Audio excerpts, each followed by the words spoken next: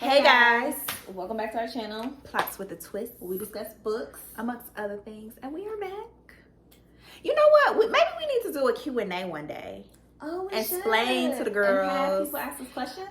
What be going on with our lives, because we be missing the should. action sometimes. But we here. We here. Sometimes we'll get questions like, "Y'all okay?" Yeah, I see somebody asking. I'm like, oh, we good, y'all. It just be life, and so yeah. Who say?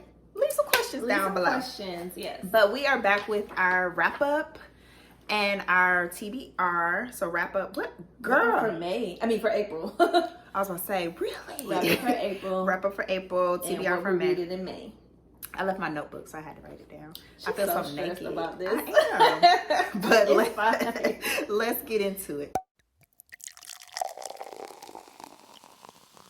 How many books you read? You said 3? I read 3 and 0.75 of the next one. So like, okay. how much is that? So you gonna 3/4. mention that one? No, I'm okay. So 3. Yeah, I read 3. Okay. So remember, you gonna talk about that one next month. Yes, I know. So, boom, I'll start then. Okay. Why, you read more than me? I read 4. Okay. I had a bit of a tough reading month. This wasn't my favorite reading month. I'm just gonna say that. Some stuff was okay, but let's talk about it. Okay, so first I read If I Survive You by Johnathan Escoffery. So he's I think a Caribbean author. I see. I want my notes. Okay, so this story focuses in on Jelani. He is a Jamaican, not Jamaican born, but his parents. He's second. What did they call it? Second generation. Mm-hmm. First, Jamaican. His parents are of mixed ethnicity, but of course in Jamaican culture, that's kind of part of their culture. So it's not a thing of like, hey, you're black, you're mixed, you're this, that, and the third. Mm-hmm. But in America, of course, we're a little bit more like, what are you? And so he's grown up with like identity issues, kind of struggling to define himself. And it relates to, his race and whatnot, because he's always gotten that question growing up. He has a complicated relationship with his family. So his dad and his mom, he's close and cool with his mom, but his dad he has an older brother, I want to say Trelawney, but his name was something similar to that. But it was like cute little names. Mm-hmm. And so he has an older brother, and like when his parents split up, like his dad took his older brother, and his mom, he stayed with his mom, and he's always felt like the oddball, the odd man out, because again, he didn't really identify with them as parents because they're Jamaican born. They have rich lineage and this, that, and the third, and he just didn't really feel like that, being even his brother initially growing up in Jamaica. He just really felt like the odd one out. Mm-hmm. And so it's just going on. The book kind of goes between, it's chapters and moments that jump to his other family members, like his brother. I think his dad may have had a chapter. Yep. Mm-hmm. Just kind of giving you insight on their trials and tribulations as they're coming to terms with who they are at different moments in their lives. And so, yeah, that's pretty much it. That's the best way I can describe it. But it just really touches on a lot of things and a lot of themes within, the family dynamic. So for me, it was very literary. I don't know why I struggle with books that are super literary, but it was very literary. The thing about literary books is that I appreciate them. I appreciate the symbolism. I appreciate all the metaphors, similes. I appreciate the journey it takes me on, but I don't know if I necessarily enjoy it. So can you appreciate something but not necessarily enjoy it? Yeah, so I appreciate it. I think this is a very interesting book. I think the rave reviews it's gotten is deserved. But it's best for me and my personal preference. It was just a little challenging, especially because it was not a linear story. It definitely jumps through moments in time, and you really have a tough time, for me, following Jelani's journey, because at moments you're not really understanding what the overall focal point or purpose of the story is. But I think as the story kind of goes along, it does come together, and you do end up enjoying moments of it, and you start to really enjoy just how each character is growing and developing and kind of looking at themselves. But there's just some unlikable moments too that the characters go through, and it's kind of like, why? So I don't know. It was one of those that it's good in a sense of like the writing, the storytelling, and just ultimately like the impact it can have. But for me, it just wasn't the most entertaining. Not that it needed to be, but it was something disconnected for me to really like celebrate it. So it was okay. What you give it? What you rate it? I want to know. I can't remember. I think I gave it let me give a spoiler. I gave it a 3. No. Oh, okay. I gave it a 3. I give it a high 3 though. Okay. Yeah.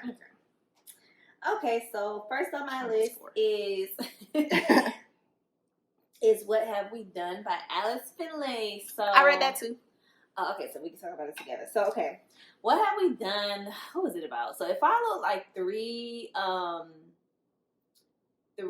characters who are all connected from they shared experience at a foster home when they were younger. So one character, I forget their names, so don't even ask. But the female lead, yeah, she Jenna, Nico, and Donnie Danger. Donnie Danger. Okay. So Jenna's she's currently a stay-at-home mom, building a life with her husband and her stepchildren, and then Donnie, I think, is the has-been rock star, and he basically, I think he used to be like a really big rock star, but now he's kind of doing like cruise lines and those type of performances, and leaning on the little bit of fame he has left. And then Nico is he's a reality TV star producer who likes to gamble. Mm-hmm. So yeah, they all have like kind of a dark past. I feel like Jenna's the only one kind of like living some type of normal-ish life, but she gets called on one last job from this agency that she used to work for, and from there, when she goes to do this job, she realizes that her past is kind of like sneaking back up on her, and she connects with the other two characters, and they kind of have to come together to figure out who's trying to kill them. Like I think people from their past are getting killed, and it's all connected, but they don't know how or why yet. So they kind of come together to try to figure that out. Is that a good synopsis? It was kind of like, I don't know. I don't want to like give away too much. I'm trying to look at the synopsis without like. It's basically like there's a secret that or something that connected them in their past is kind of coming back up. They're unsure initially why they're being targeted, and the pieces start to come together, because initially they don't really know they're all being targeted. Exactly. But like Jenna, just based on her experience and her training and all this, that, and the third, she kind of starts to map out everything a little bit sooner. But yeah, it's just kind of like that secret. What happened? Why are they? That type of thing. So yeah, it's kind of it is a little bit in the same vein as the other book we read by him, as far as like being kind of having a mystery aspect to it. But yeah, I enjoyed it. It was cool. I like the other book better. I will say that. I feel like this one was a little. It kind of. I wish I had my notes. Right. And I was like, feel like it kind of like even though it connected everybody in the end, there were different points in the story where I was kind of like, okay, get to the point, or like, where is this going, or it just kind of seemed like the story was kind of like made up as it went along a little bit. That's the feeling it gave me. And not that it didn't make sense. It just kind of, I don't know, some of the details just kind of didn't all fit, or So same. I feel like it was just like you reading, even though, yes, you're switching between 3 different perspectives, you were in like 3 different stories. Yes. And they didn't quite come together. Like Jenna is the ex-assassin. You're like, ooh, high stakes action. She's punching, kicking, jumping, tucking and rolling. And you're like, yeah. And then you go to Donnie's like, turn on my country slang and blah, blah, blah. And it's like. And then Nico, like for him, I couldn't even figure out, like, I'm like, is he even a part of the story? Yeah. So it's not the fact that they really had different atmospheres or just surroundings or whatever. It's just like, it was literally like just different stories.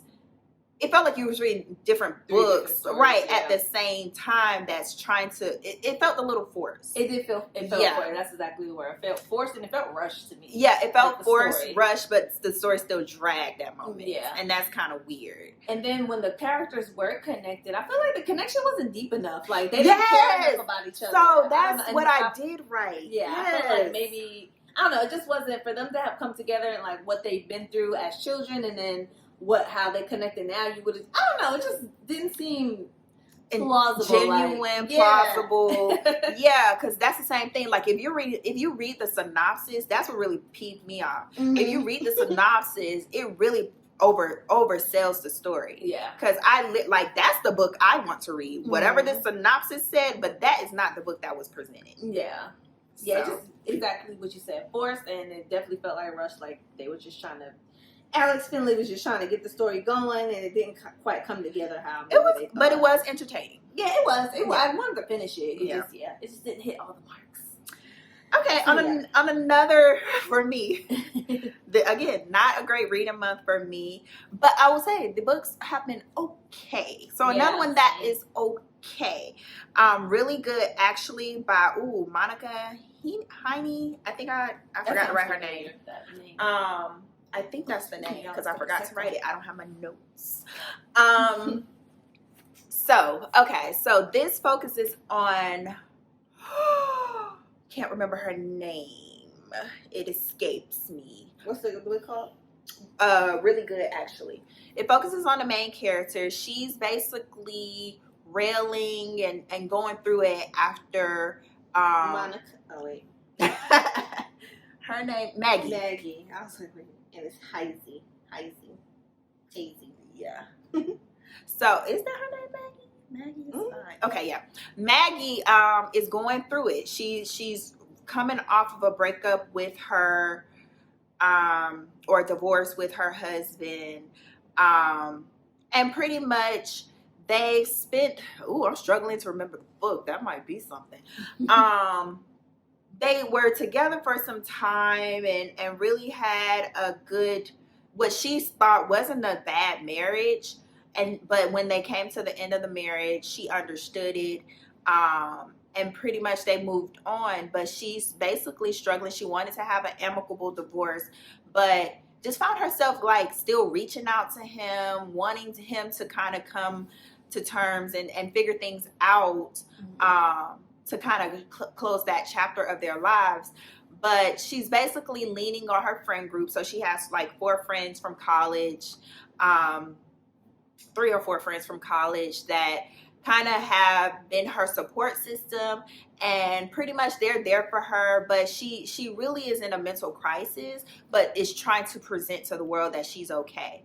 And so it's very kind of anecdotal a little bit. It's very kind of like has a humorous spin on it, and yeah, it's just really just going into like just her life after her divorce and whether she can, vocalize what she actually wants or figure out what she actually wants out of her life now that she has to, kind of live her life independently. And so yeah, so I guess first thing first, it's not really a memorable story. Like, what was that book about again? Yes, but the thing is, I did enjoy the book. I did enjoy the journey. I did enjoy the process of reading the book. Mm-hmm. I found it had moments of humor. I found Maggie as a character in some ways very kind of relatable, kind of like witty, charming, whatever. But for me, she does veer into the category of like really annoying because you want her to have that character growth and development, and it just like, okay, she's like, yeah, I need to get it together, da da da da da. But then she goes on another tirade of not getting it together, and then she hits another rock bottom moment. I need to do this, da da da da da, and she doesn't. She starts to date. She starts to do a lot of things, and it just seems like she's on the road to do better, but she's not connecting the dots, and she continues to stay in the same space for a long time. And as a reader, you're like, okay, and then it just becomes kind of like, okay, girl, get it together. When are we gonna have this breakthrough? White Queenie. I was thinking that. So literally, yes. Like it's too much of that and not enough of, okay, here's her stopping point, here's her growth, here's her this, that, and third. It was just too much. And then I don't think that Arthur gave a lot of, like, similar to What Have We Done, a lot of background to really solidify, you know, the connections in the story. Like, you really didn't understand why she was so attached to her husband, or ex-husband, because she really didn't go into detail of what type of relationship they had to make her so dependent on him. Like, it was moments, but it's like, you know, you have books that gives you flashbacks, things like that. It really wasn't a lot of that really kind of rooted you and rooted the characters down. Same with the friendship group she had. Like, she kept leaning on them. I really didn't understand their friend dynamic. I didn't understand who was this in the group, who was that, you know, kind of things. It was very surface level for me. So I really just didn't understand the characters, their connections, and really why I really should root for everybody in the book. But overall, like I said, it was humorous at times. It was one I wanted to kind of get to the end, especially I'm like, girl, when is this gonna change? But yeah, it had a lot of opportunity. It definitely had a lot of opportunity it could have been better. It could have really been a good book, but it just, yeah. Okay, so next on my list is one that Kristen has read previously, and that we talked about probably not too long ago, probably in the last wrap up, huh? Yep. So, okay, and this is Stone Blind by Natalie Haynes. And okay, so Stone Blind follows the story of Medusa and how she came to be, how she just became to be the lady with just the head and the snake eyes, turning people into stone. So,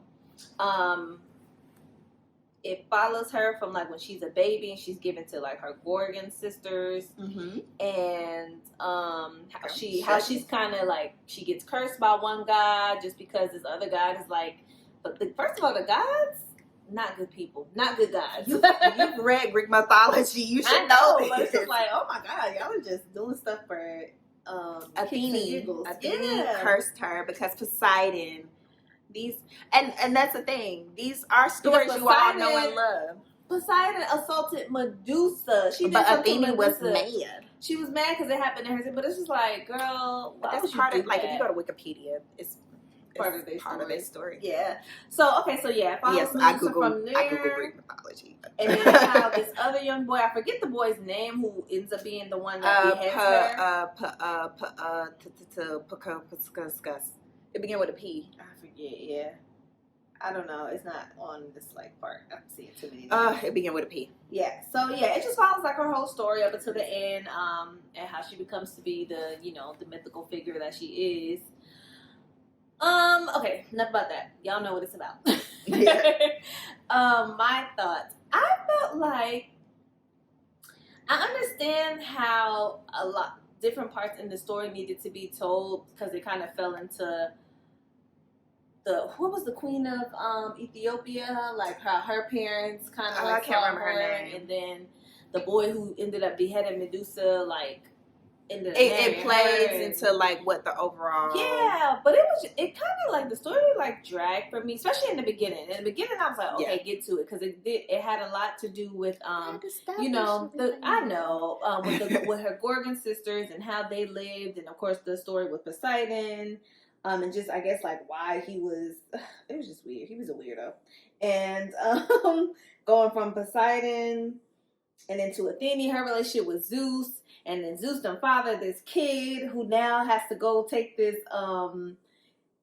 journey to save his mother from being married off to another god king person. And it was just a lot. Sorry y'all can hear that. That's my air conditioner. Oh, okay. I was looking like, what's going on? It's the air conditioner. But so yeah, it was just, I don't know. I just felt like I understand that it had to establish like the story and the plot lines to get to the main point, but it just dragged, and I listened to the book, and I was kind of like listening to it, but it was kind of like background noise a little bit. Up until it got to the point where the Queen of Ethiopia, where her mother done did something bad, and so now the whole city, their whole kingdom has to pay for it, and now they're snatching up the princess and taking her. And when I forget his name, the boy Zeus's son, who had to go I on want this to say journey. Perseus, but I know that's not it. I feel like that is it. It's I don't not. know. But yeah, up until it got to that point, that's when it started getting like more interesting. And even then, I remember Kristen saying earlier in the earlier video how Medusa's not really a big part of the story. Up until till probably like the latter part and then the beginning, but the whole middle of the book, she's not really, you don't really hear from her too much because really the stuff going on around her. And yeah, that was a little disappointing because you want to hear more about Medusa, but like she's just on an island, not doing nothing. So it's like I guess there's nothing really to write about at that point. But yeah, it was cool. I feel like Nathan's gonna match up to Cersei. Yeah, for me, like as far as like because that or was just like, really Madeline Miller. I really haven't met yet another Greek mythology person who has topped that for me. But I'm not saying she's the best because I really haven't read a ton. But I have, like, I did look. I think after I read Medusa, Stoneblind, I did Google or look up other books that like focus. I think she has a short story out. I think they have a book. Someone called the actual Medusa, or someone called it. I don't know. I can't remember the author, but there's a few people who do like Greek adaptations. Yeah, I think I have a few saved and whatnot. So yeah, it wasn't bad. It was cool. The ending was better than everything else. Kind of the build up was kind of very like slow burn, but I enjoyed it. It was cool. Yeah, it was okay. I like her take on it. It wasn't your standard like whatever. It was very different, so I could appreciate that. Okay, last but not least, or I don't know. Okay, so y'all, I tried something. I said, oh, okay, sometimes I see romance out there, and let me pick a romance book. And I said, let me be like Asia, because normally she got to tell me to read the romance books. And I'm like, okay, cool. But I was like, you know what? Let me pick up one that I have been seen circulating. And yeah, so I mentioned this last month on my TBR, The Fine Print by Lauren Asher. So I read that this month, or rather April. So let's see. Oh, I got to remember these names. Rowan and Zara. I feel like Rowan's such a romance both of their names. So when I'm gonna get to my thoughts. Okay. So Rowan and Zara is who the book focuses on. So Rowan is the youngest of three kind of heirs to the Dreamland empire. So think of Disney World, the Disney empire. So billionaire. So his grandfather passes away and pretty much leaves them these letters, him and his two brothers, these letters that give them all tasks that they have to complete by a certain time. And if they complete it and it's approved by whoever he's already deemed can approve it, they get their shares or portion of the company or whatever. And so Rowan is tasked with he's kind of disengaged with like the employee. He's really just kind of like have this like scorned past where people have done him wrong, and he really, he doesn't humanize his employees anymore. He really just wants to be a good businessman, and that's really all he can find pride in. But he wasn't always like that, and so he's tasked with creating a project. The dreamer in Rowan. I know Rowan to be a dreamer, so let's task him with a project at the park. And so Zara, she works at the park. She works at the Princess Palace where she dolls up little girls, and she's a generational worker. So her parents work at the park, and like all her friends work at the park. So think again, Disney World. And so pretty much when Rowan goes to I'm telling the story like, okay, I'm gonna make it quick. When Rowan goes on his first meeting, he has a chance encounter with Zara, and they pretty much crash into each other, kind of figuratively and literally, and ultimately, like Zara ends up disliking him in a way, just thinking he's an a-hole. He's like, this girl is ridiculous. She's always rainbows and sunshine. I don't understand her, but they have this magnetism towards each other. Mm-hmm. And eventually it's kind of like, oh my God, I can't help myself. And then, but things happen, but eventually they find their way to each other. And basically it goes on this romance of, can they be together? Does their social class, impact their relationship? Are things gonna come to light that Rowan has been doing that Zara's been? I don't know. Mm-hmm. Yeah. Okay. So that book, when I think of a romance, you know how I said when I think of a historical fiction, that was Nightingale, but I enjoyed Nightingale. Mm-hmm. When I think of a romance, that is the fine print, and I don't know if I enjoyed that, because it was too gushy, it was too soap opera-y, it was too, oh my God, his stuff is big and da da da da da and all this and when it's like too cheesy, like sometimes you pulled my hair back want cute, cheesy moments, but then when it's like it was not any cute cheesy. It was like 50 Shades of Grey meets like, I don't know, something like Cinderella. Like it was supposed to be moments where it was like cutesy, but it wasn't really, because the intimate scenes were very raunchy in my opinion. It's like pick a side. They were overdone. I didn't grasp who they were supposed to be as characters. I don't know. And then, yeah, it was just it was like a little too much for me. Mm-hmm. And like, even the character, the characters weren't rooted. So you really didn't peg Rowan as this, whatever he was supposed to be presented to Zara and how she was engaging with him. Mm-hmm. You didn't get that as a reader. Same with Zara. Her being this sunshiny, bubbly person. I didn't get that on her character journey. You just got that as he's saying it, like, oh, why is she so happy? And the thing is, the narrator voice, because I did on audiobook, his voice was too deep and gruffy for me. I don't like that. The voice got threw me off. It threw me off when I started the book, but I was like, okay, I got used to it, but that threw me off. It was real deep and gruffy. I don't like that. And for romance, don't like it. Like if it was a detective novel, right. So yes, I don't know. It was all right. I got to the end. It's like, God, let me pick your romance first. Right. It's a trilogy. I don't know, because the trilogy, it's not. So the good thing is each book goes into each brother and their task for the grandfather and how they kind of have find love or whatever. Because one of the siblings is even tasked to like find a wife. That's kind of cute. Yeah. They said, but I did see the other two were better. Were not better, but they were rated higher on Goodreads. So I don't know. It was all right. All right. So last for me is another book that Kristen already read, but I read it this month, so boo. And that's Maame. How do you say it? By Jessica George. And it follows Maddie, whose nickname is Maame. And she's she's of Ghanaian descent, but she's living in London, and so she's taking care of her dad, who's has Parkinson's.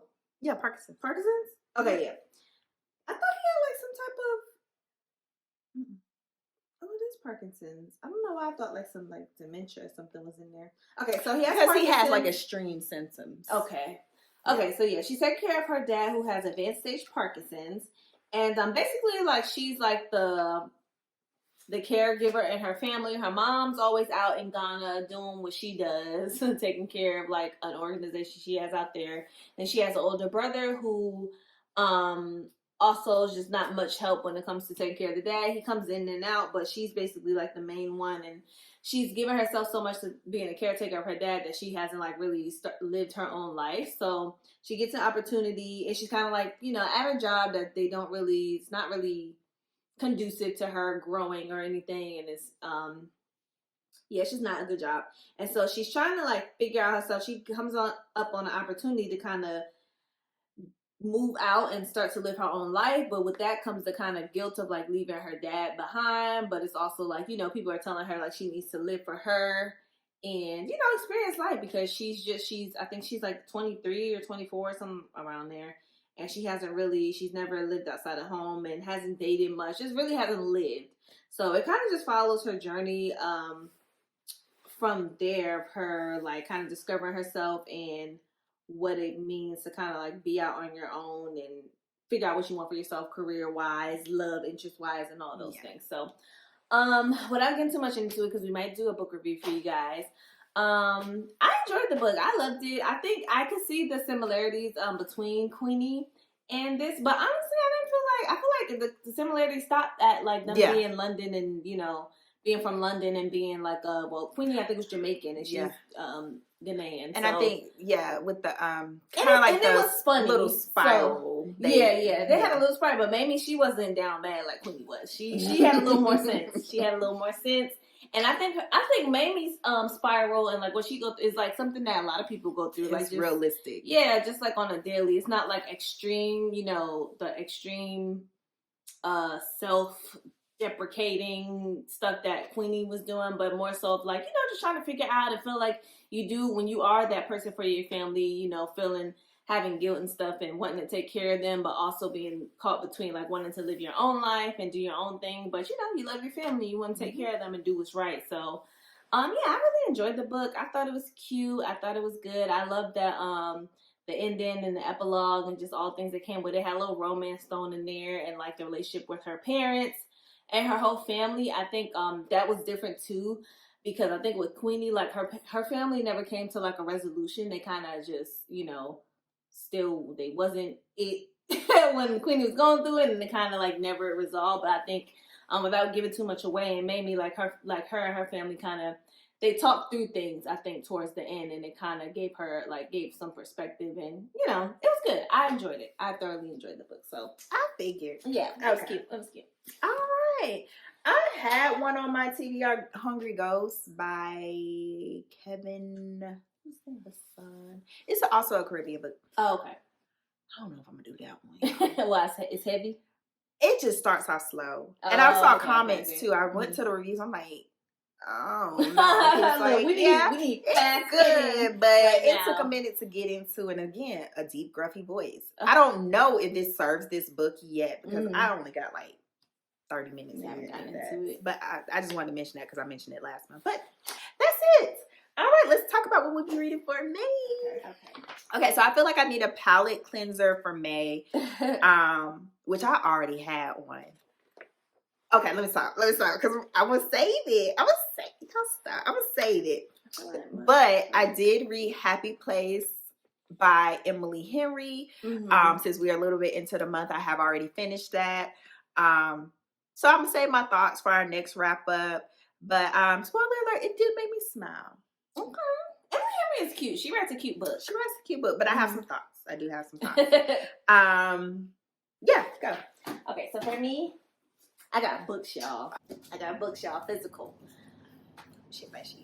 Blood Orange by Karina Hale. So I saw like somebody, I don't even know how I came upon this book. It's probably TikTok or no, I think it was Instagram. Seeing somebody talking about it, it was like it's vampire romance. Mind you, y'all, I'm almost not almost done, but I'll be done. I'm definitely gonna finish reading this. It's about Dracula. But he's like real, in 2020 or whatever. And his romance, his one true love that they keep finding each other's their way back to each other in each life. Is it like Vampire Diaries? Yeah, I don't know. I never watched that, so. But when I tell y'all, from what I read so far, porn. It's porn in that book. Like literally, I'm thinking it's a cute little romance, a little spicy, hardcore. I was just like, oh my god, I want Kristen to read it, but I know read it. I'm gonna give it to you. And like reading the book, it's like I'm flying through it because I feel like it's super simple. I'm seeing this on Kindle. It's good though. It's good. It's keep my attention, but some parts be so raunchy that I just be laughing like, oh my god, it's too much. But yeah. Okay. What's next? For me, In the Lives of Puppets by TJ Klune. Oh, TJ Klune. Oh, yeah, that's your guy. Yeah. Any more? No. Okay. That's where I can't talk. So both of these books were on my anticipated. Look at me knocking out my anticipated reads for the month. But yes, so I actually don't know what it's about, but I already pressed play on it. Okay. Oh, you got it available? Yeah. Yes. So I pressed play on it. I'm about probably 30 minutes in, but I didn't read the synopsis. What it's given is like Geppetto, but in reverse, where the son is, you know, human, and his dad is like some auto mechanic something, and they live in a forest in a like dystopic type situation. And yeah, that's all I got. So we'll see. I did read some reviews on it. I think Cerulean Sea is really kind of pulling people in, and then the other books are good, but let's see. We'll see. We love a TJ Klune. I just love Cerulean Sea. Okay, so next on my list, another physical book. This one looks short though. It's only, oh, why is it all crumpled up like this? It's only 200 and something pages. So, Somebody's Daughter, a memoir by Ashley C. Ford. And I don't know, I mean, it's a memoir, but I forget what it's really about for real. Poverty, you said. Oh, her dad's in prison. Okay, yeah, so, yeah, I just saw really good things about it, and I put it on hold, and it came available, and I was like, dang, I gotta go get it. So, that is on my list. Okay, so the next one is for sure. In My Dreams, I Hold a Knife by Ashley Winstead. Again, palate cleanser, and I've heard, and I need a thriller. I don't know. We love thrillers, but I feel like we haven't really been reading a lot. I've been reading The Secret Place for 2 months now. Girl. But okay, Terrible. so I've seen this circulating on Instagram, TikTok, and whatnot, and I saw that it had, you know, great, or I don't want to say great because I don't know if it's great, but I saw it had good reviews, and so yeah, I don't know what it's about. All right, so next on my list is Christina. Have you read this? No, but I have it, Okay. or do I? So, Ambitious by B. Schwab. I might have it on Kindle. B. Schwab wrote The Secret Visible Life, Life, or what's that what's called? it's Addie Invisible. LaRue. Yeah. And this is a 2-part. It's Vicious and then something else. Villains Yeah. or something. But this is the first one out of that 2-part series. And I saw something, it's kind of like, they're like superheroes or something. Yeah. I know she has one that is that. I don't know if that's specifically, so I just say yeah for no reason. I don't know. Yeah. It's Vicious and it's something else. There's another book after this. But I've been trying to read this book for a minute, and it came available. And not that I like. Like you was trying to get it. Yeah, trying to get it. And I think I had it before. Like it came available, and I just never got to it. So yeah, that is on my list. I'm gonna read it. Okay. So my next ones are, if you play spades, possibles. I don't know. So I have one I have on hold for Libby. It says it'll be available. So these next 2 will be available in the next 2 weeks, according to Libby. So I'll just mention these 2, and that'll be it. I have another one, but if those become available, I'm gonna work to do those first. So if available, I might do Armies and Hearts by Celeste. Okay. Just to try it with Asia. Yeah, I think you'll enjoy it. I did see people say kind of similar things. Like they said the first half is kind of like, okay, where is this going? And the second half was like, yes. And then another book I've seen circulating that says it'll be available in 2 weeks is I Have Some Questions for You by Rebecca Makkai. I thought it was a thriller, but then I saw some people say it was funny. So I don't know what the book is about. But those would be the other 2. I was going to try to do Inheritance Game. I was like, oh, let me do 3 for 3 on my anticipated reads. But I'm like, or no, that was on my books I own but haven't read. I was trying to get one of those done. But yeah, no. I'm going to do one of those 2. So yeah, that's it. Or both. All right, let us know what you all have been reading. Let us know any thoughts on any of the books we mentioned here today. Leave those questions. Yes, leave us some questions. What do you want to know about? It's not too personal, but get to know us. I mean, you can ask. I can give you a safe answer. I think all of our subscribers are like good people. Though, yes. So. Like this video, subscribe, ring the bell, and we'll be back next time. Bye.